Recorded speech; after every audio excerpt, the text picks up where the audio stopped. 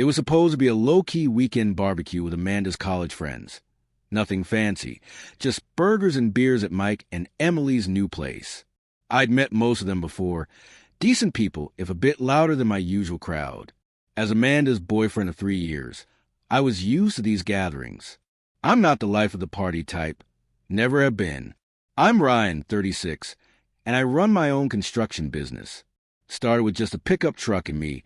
Now I got 20 guys on payroll, and enough work lined up for the next 18 months. I work hard, save smart, and don't waste time seeking validation from people who don't matter. Amanda, 34, works in marketing. She's always been more social than me, which I didn't mind. Opposites attract, right? She brought energy to my life. I brought stability to hers. Or at least, that's how I thought it worked. The barbecue started like any other. I was helping Mike with the grill, while Amanda caught up with her girlfriends. I didn't think much of it when Jess showed up. I'd met her a few times. Amanda's best friend from college. Always got a weird vibe from her, but I kept it to myself. Amanda adored her, said they were practically sisters.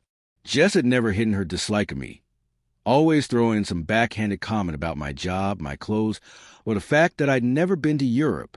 I usually let it slide. It wasn't worth the drama. But that night, something felt different. I was bringing Amanda a fresh drink when I heard Jess's voice, louder than necessary. Seriously, Amanda? Another summer without a real vacation? Were you going to stop settling in little?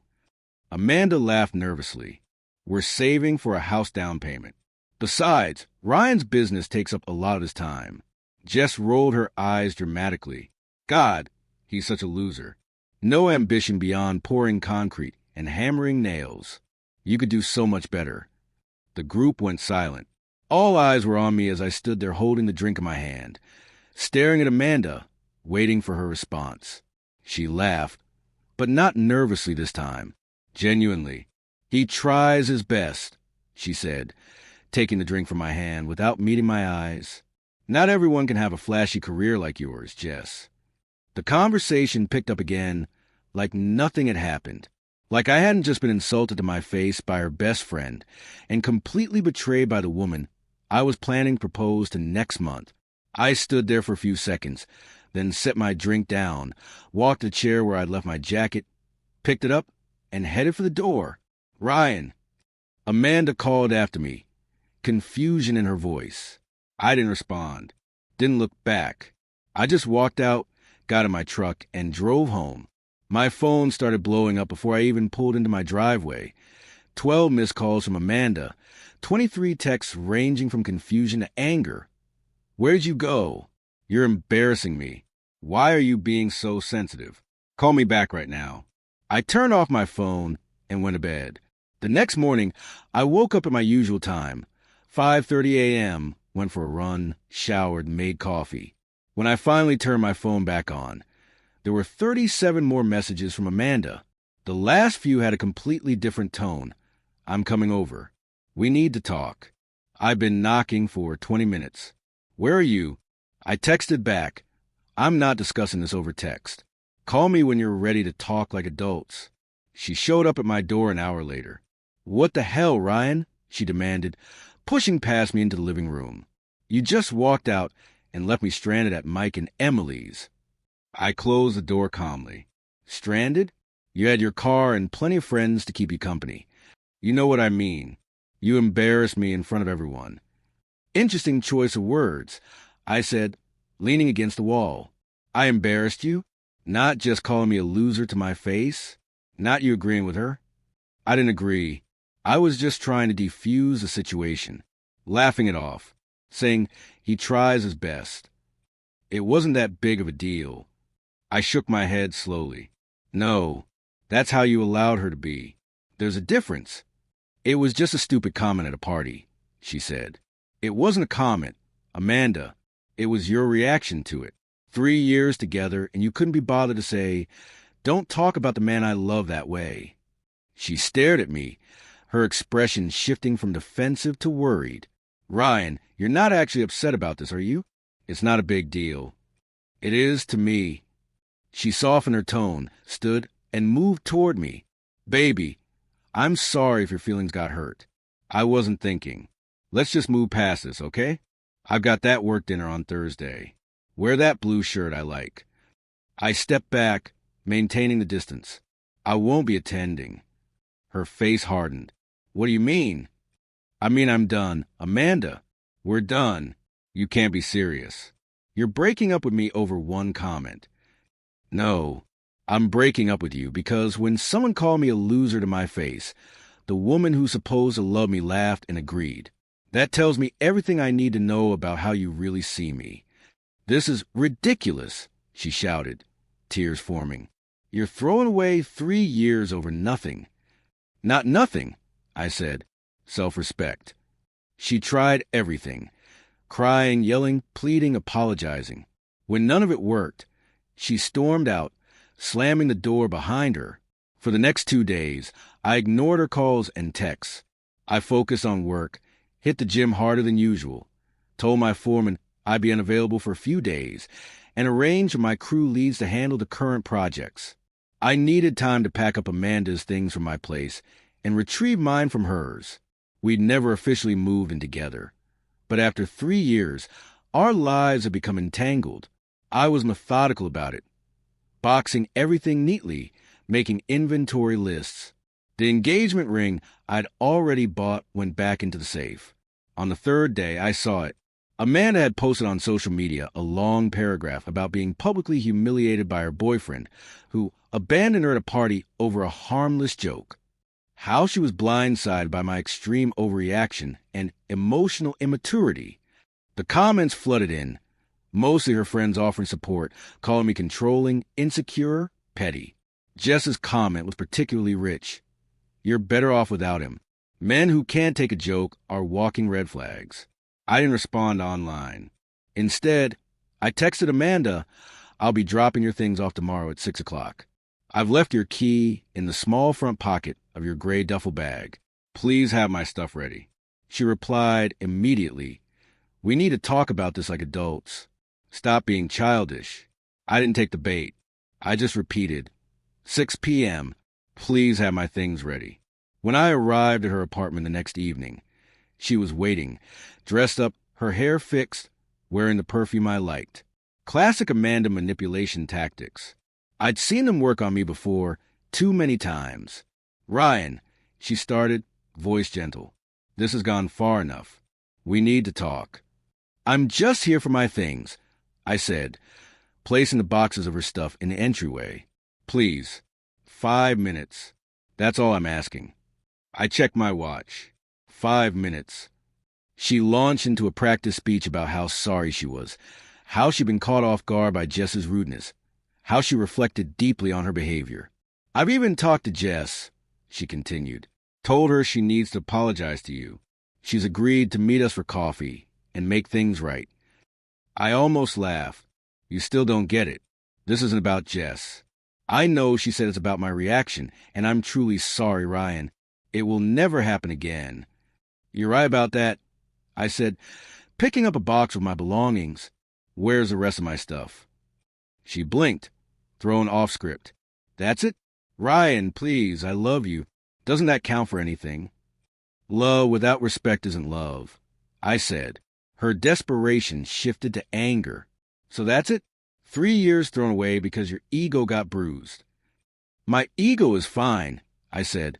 My understanding of our relationship has changed, that's all. You'll regret this, she snapped. Good luck finding someone else who puts up with your boring, workaholic lifestyle and your constant need for validation. I nodded. Thank you for confirming my decision. As I headed for the door, she played her final card. What about the couple's vacation to Cabo next month? The flights are non-refundable. Everyone's expecting us. I turned back. Everyone, you mean your college friends? Her silence was answer enough. Enjoy Cabo, I said. I shut the door behind me, knowing exactly what was coming next. The fallout played out as expected. Social media posts painted me as a villain. Mutual friends picked sides, and Amanda's mother called to tell me I was making a huge mistake over some misunderstanding. I weathered it all quietly, focusing on work, reconnected with old friends I neglected, and hitting the gym 5 days a week instead of 3. I was living life on my own terms. 2 weeks later, the tone shifted. Amanda's post changed. No more angry rants about me. Now she was sharing inspirational quotes about recognizing your worth and letting go of what no longer serves you. Classic rebranding. Then out of nowhere, Emily, Mike's wife, called me. "Ryan, I think you should know something," she said. "After you left the barbecue, Jess went off on you for 20 minutes. She trashed you to anyone who would listen. Eventually, Mike had to tell her to knock it off or leave, and she lost it. She said, Amanda deserves better than some blue-collar nobody with no education." That's when Amanda stepped in and defended me. But it was too little, too late. I wasn't surprised, but my curiosity was piqued. How did Amanda know about the ring? I asked, voice steady. Emily hesitated before answering. "She's been going through your things for months, Ryan, looking for signs that you were serious. She found a ring 2 months ago, took pictures of it, and showed everyone. Jess has been helping her plan the wedding ever since. The invasion of my privacy hit harder than the initial disrespect. Amanda had been searching my home for months, violating my trust. Thanks for telling me, Emily," I said, ending the conversation. But before I could process it all, Emily added one last bombshell. Jess and Mike's brother, Ben, have been hooking up for months. Amanda knew. Everyone knew, except Mike. That's why Jess has been causing trouble between you two. She's afraid you'll tell Mike about Ben. It all clicked into place. The way Amanda tolerated Jess's behavior, the hostility toward me, and the constant need to defend her friend over me. A week later, Amanda showed up at my office unannounced. My secretary tried to stop her, but she barged right past. "We need to talk," she insisted, shutting the door behind her. I stayed seated, keeping my composure. "I'm working, Amanda. Make an appointment." "This is important," she pressed. "The Carmichael deal is next week. They requested to meet my contractor boyfriend. I've been telling them about your business for months. They're building 3 new locations and need someone reliable. There was the real reason for the sudden urgency. She needed me for her business. Then call a contractor." I said, keeping my cool. "You're not sure on options." "Please," she begged. "This could make my career. I'm begging you." I considered her for a moment, the woman who'd laugh when her friend called me a loser, who'd invaded my privacy, and now wanted to use me for her advancement. "No," I said firmly, standing up. "I'm not your prop, not your backup plan, not your business connection. I'm the loser who tries his best, remember?" For the first time, I saw a genuine regret in her eyes, but not for how she hurt me. She regretted losing access to what I could provide. "The door's that way," I said, turning back to my paperwork. "Lauren will show you out. Please don't come back." 2 days later, I received a text from an unknown number. "You were right. I'm sorry it took me so long to see it." I didn't respond. Some bridges don't need to be rebuilt once they're burned. A month later, I posted an update on social media. The Carmichael deal was going well. 3 commercial buildings, all on schedule, all within budget. My team was killing it. I felt good, focusing on what I did best without the drama. Mike eventually found out about Jess and Ben. It exploded at a family dinner, shouting, drinks thrown, the whole mess. Mike and Emily were working through it, but Ben was no longer welcome at their house. As for Amanda, her marketing firm lost the Carmichael account, plus 2 others. When her boss found out she'd been promising services they couldn't deliver, including exclusive access to her contractor boyfriend's discounted rates. She's still employed, but demoted. Karma had worked in mysterious ways. Amanda's dad called me a week later. Unlike her mother, he was straightforward. He said he respected how I handled things. No drama, no public mudslinging. "I raise her better than that," he said. It made me realize the apple hadn't fallen far from the tree. The social circle that had been so quick to call me controlling had gone suspiciously quiet after Jess's antics with Mike's brother came to light. Funny how the truth can change perspectives. Some people had asked if I was dating again. I wasn't rushing into anything.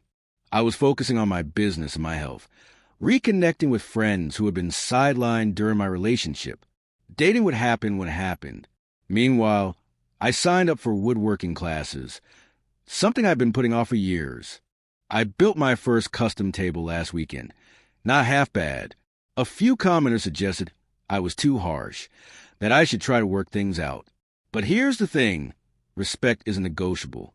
Once it's clear someone sees you as beneath them, someone who tries his best but ultimately falls short, what's left to save?